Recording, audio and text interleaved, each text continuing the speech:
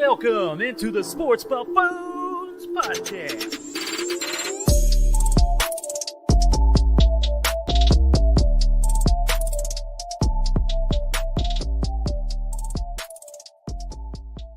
Ladies and gentlemen, welcome back to another edition of In the Hoop, our daily, our weekly, weekly show of NBA news that we got going on to play. Let's bring in the guy that we were missing, Mr. Scott Coe. What's up, Scott? How you doing, guys?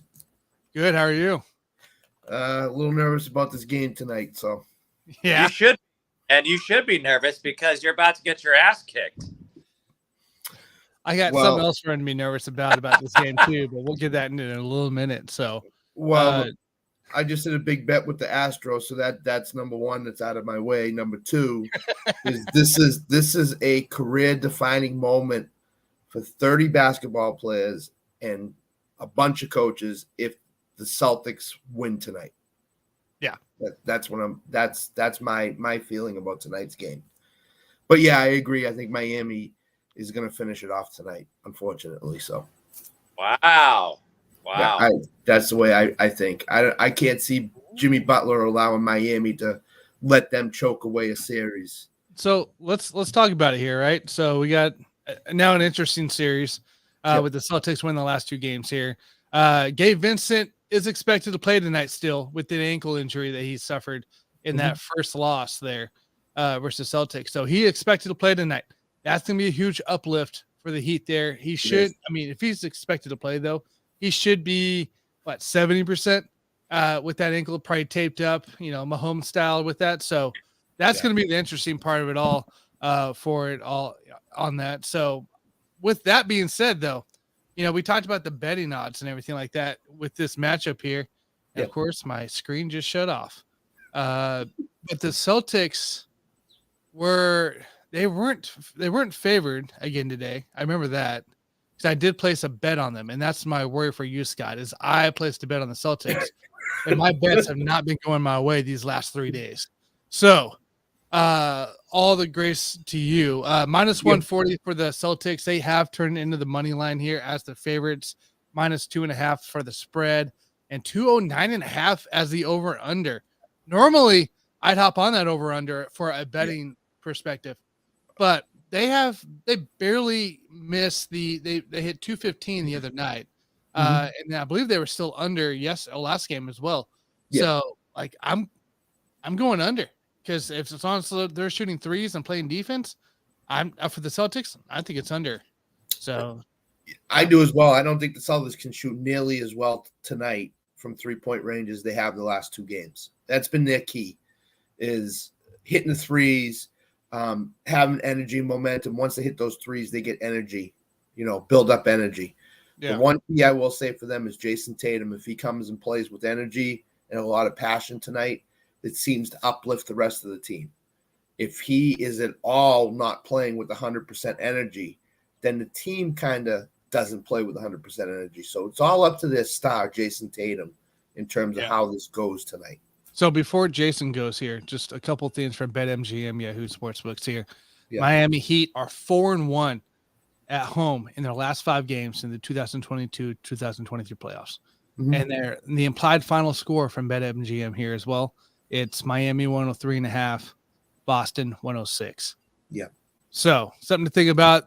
The models are showing towards Boston, but JG, tell us, who are we betting on? What are we looking for?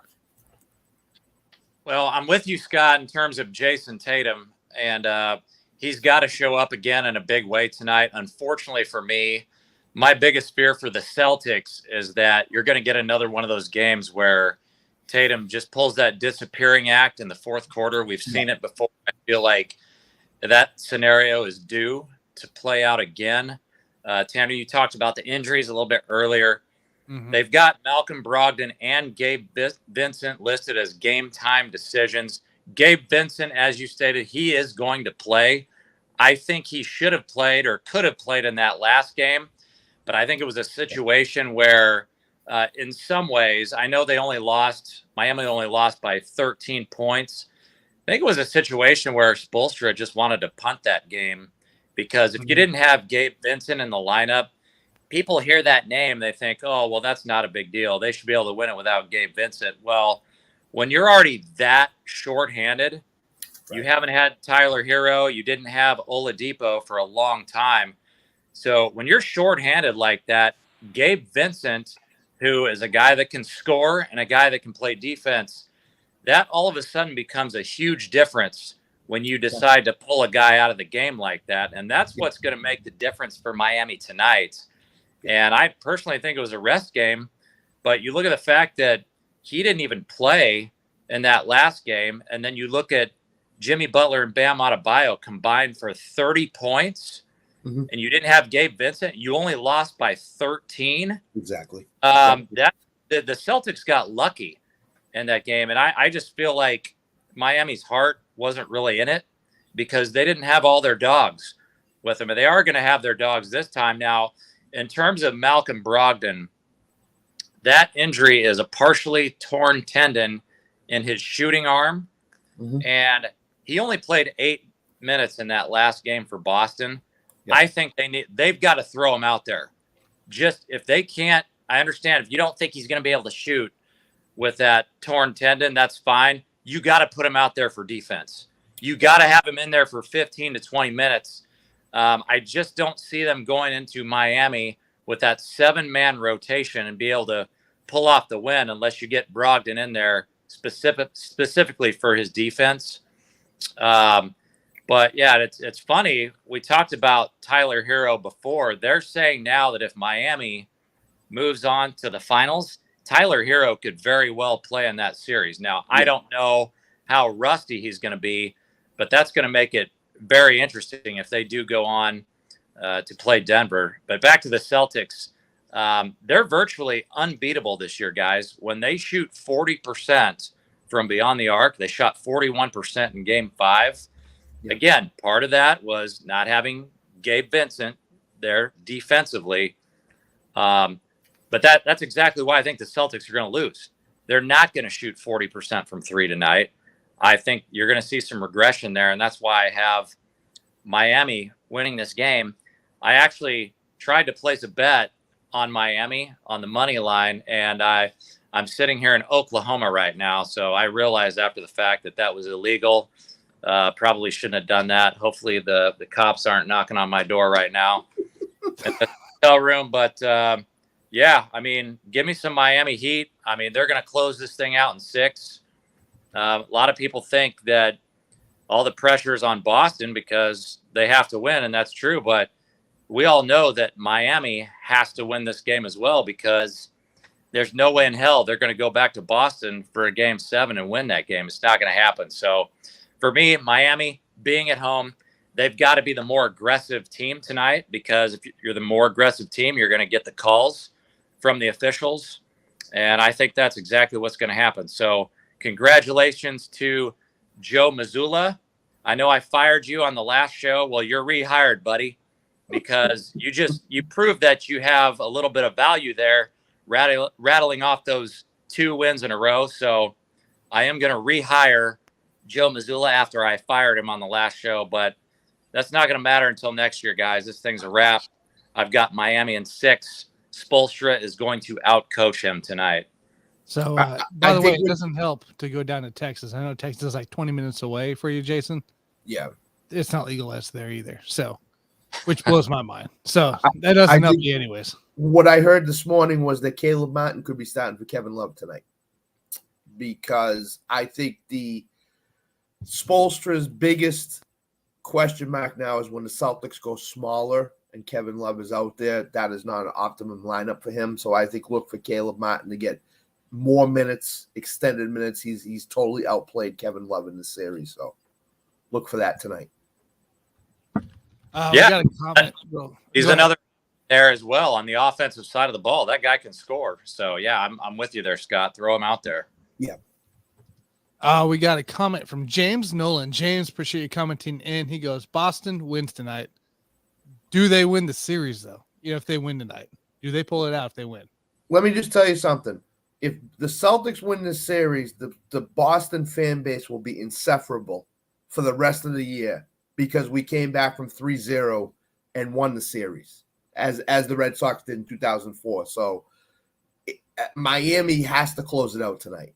As JG said, if they do not close it out tonight, I don't give them any shot at winning in Boston in Game 7. So, and I think it's happened like maybe 3 or 4 times in the history of the game where a team is down 0-3 and they force a Game 7. Yeah.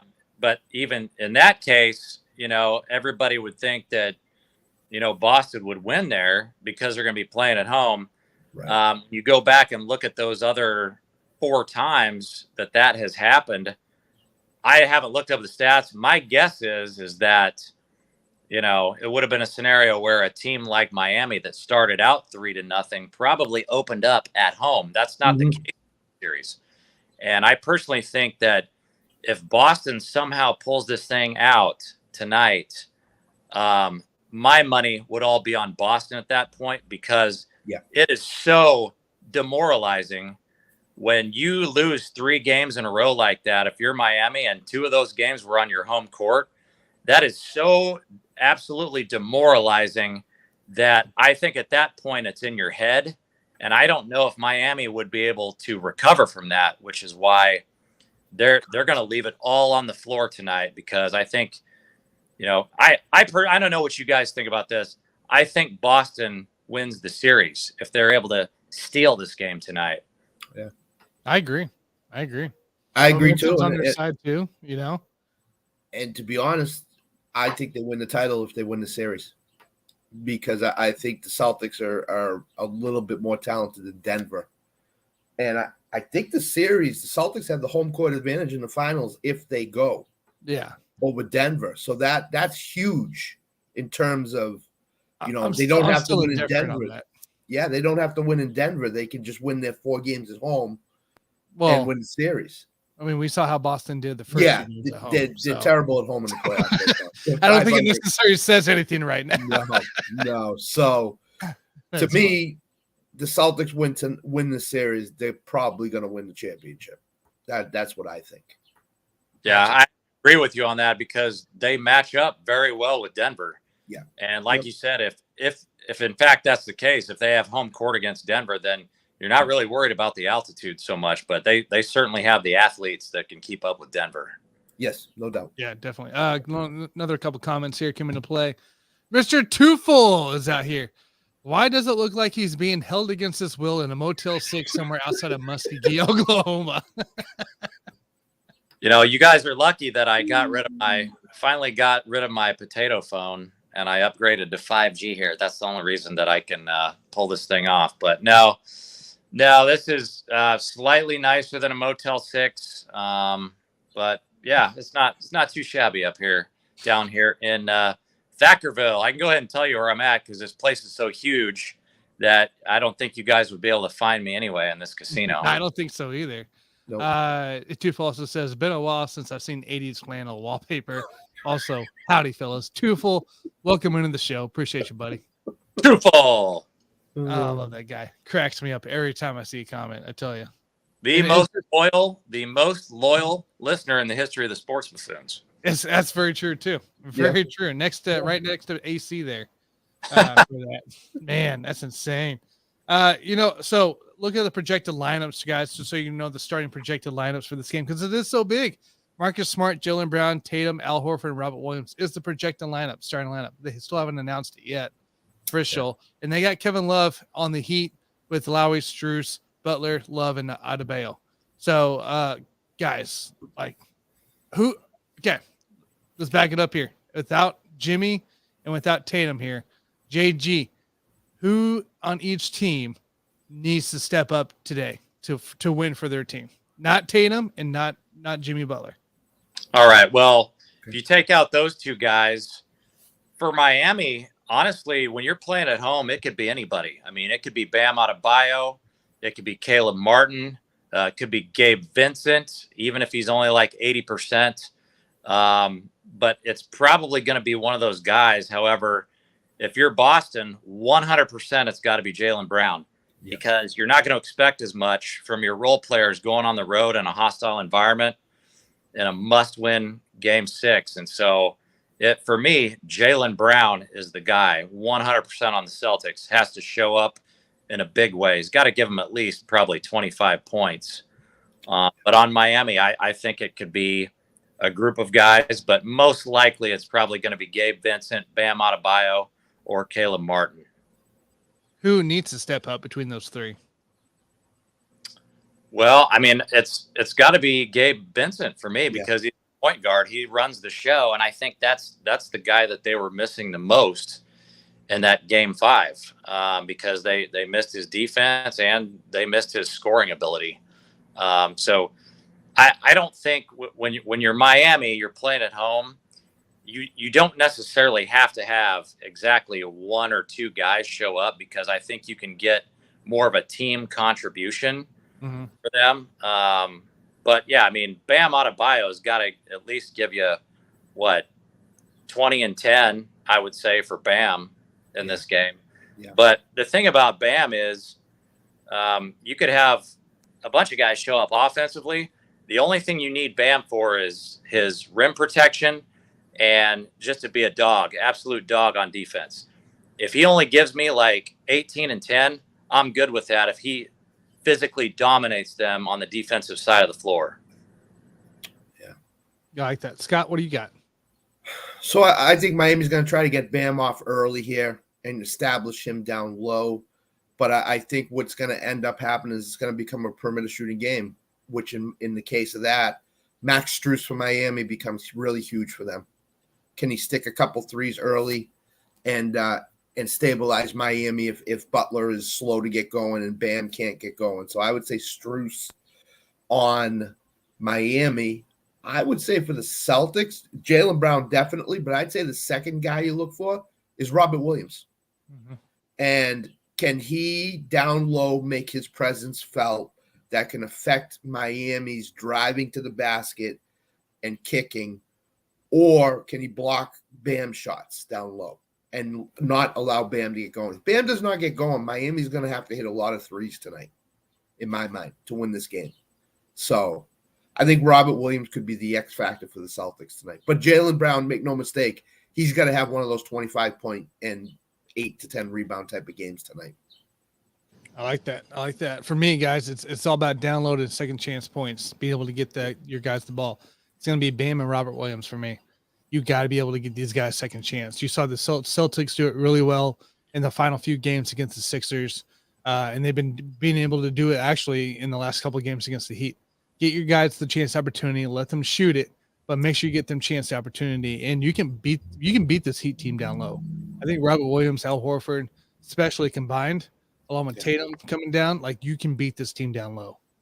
You got Bam and Kevin Love. Kevin Love's nothing of his old self on this part. So I just see the down low game being the most important. Not necessarily the scoring, more of the second chance points of it. So yeah.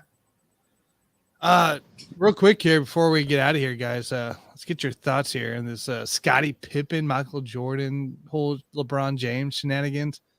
JG, do you want to get that full story? Yeah, I mean, basically, I think Scottie Pippen went on a podcast and said that, just to kind of paraphrase it, that before Michael Jordan was on a full, like a really good team, with Pippen and Rodman or Horace Grant, that he was basically trash. I mean, he didn't use that exact word, but that's kind of how it came off. And so my whole thing with that is like Scottie Pippen has said things like this before, very similar things, just kind of trash Michael Jordan, and it's kind of funny to me. He did in the last dance too, which just blew my mind. He did. Yeah, I mean, it's like, who keeps paying this guy? He's making money off of it for sure. Headlines, I know he came out with a book. Headlines. Came out with a book, and he was trying to promote his book there for a while by talking more shit on Jordan. And I'm just like, I understand people, they've got to figure out a way to make their money. We're all on that same boat, but, I'm of the opinion that you shouldn't have to trash another guy to accomplish that. I mean, if you're just out trying to make money, I mean, that's kind of a bad way to do it. I mean, just kind of makes Scottie Pippen look bad, to be all honest, because we all know he's full of shit. And I'm sure there's still probably what do we have now, guys? 30% of the public thinks that LeBron James is the greatest player of all time, when you have 70% still think that it's Jordan. Yeah. And I tell you what, man, it just goes to show you that the old saying is true. When you're on top of the mountain, you're going to have everybody try to take you down. And that's, unfortunately, that's what Scottie Pippen has been trying to do all these years. And, whether it's just trying to make money or whether he's got another motive, it's just kind of sad to me. But yeah, I'm sure he's making a little bit of money off of that. But, at some point, you got to get over it, man. You got to get over it. And Scottie was a top 50 player of all time, and nobody can take that away. Hopefully I hope that he didn't run out of money, because when you run out of money, you start to do things like that where you'll do anything, you'll say anything just to make a quick buck. And I hope that that's not happened in this scenario with Scottie. When Michael Jordan stepped aside and scratched his itch to play baseball, did the Bulls win a title that year? No, they did not. Okay. When Michael was in Chicago, I remember him playing up here in '86, scored 63 against the Celtics, when the Celtics were one of the best teams ever in the NBA. Michael Jordan did not have the players around him he had in the 90s with Pippen, Kukoc, Cartwright, all those guys, B.J. Armstrong, Steve Kerr was another guy that was on those teams. Scottie Pippen needs to get over this. He just needs to end this. It needs to stop. Michael Jordan is the greatest player in NBA history in my mind. No questions about it. Now, when people compare LeBron and Jordan, a lot of people didn't see Jordan play in the 90s. They only have seen LeBron, and that's why they say LeBron's the greatest. But Scottie Pippen needs to stop it. I mean, it's getting really old really fast. I mean, as Tanner said, the 30 for 30, he trashed Jordan in that too. Yeah. So, the last dance, whatever it was. So, he's probably getting paid. JG's ready. Somebody's probably paying him to say this stuff behind the scenes. He's probably getting a check someplace. I got a theory on this. I got a theory on this. He helped Scottie Pippen become the player that Scottie Pippen is. Correct. Right now. Or he was in the NBA. So, get over it, man. Yeah. So twofold real quick. Someone proxy bet Denver in 5 for me. And then he says Pippen was a legend in NBA Jam, so I believe he was pretty good or pretty decent. Yeah, man, he was really good in NBA Jam. I know about this for sure. Yeah, he was definitely good. So I mean, he was good. Don't get me wrong, top 50, like Jason said. But not. I don't think worthy of saying the difference between MJ and LeBron. All right, so here's my theory. Here's my crazy theory for this whole situation. Every time he's trashed MJ, what he does is he calls MJ a couple days before, and it's like, MJ, I got an idea. I'm gonna do this. I'm gonna trash you, okay? But I want to try to like promote something and everything like that. And MJ's like, yeah, I love it. Do it. Because 1, it makes Scottie look stupid. 2, Scottie gets money and he helped a guy get money. 3, his name's back in the conversation as the GOAT and nobody forgets it. So I think it's just MJ on the side who's actually paying him. And it's just like, hey, go be stupid. Go ahead, go do it. And I'll pay you money. You'll get more money. And then my name's still living out. So I think it's a genius marketing move for an MJ. Yeah, doesn't Pippen like go away for like months on end, and then all of a sudden every time, comes that's out? What I'm saying.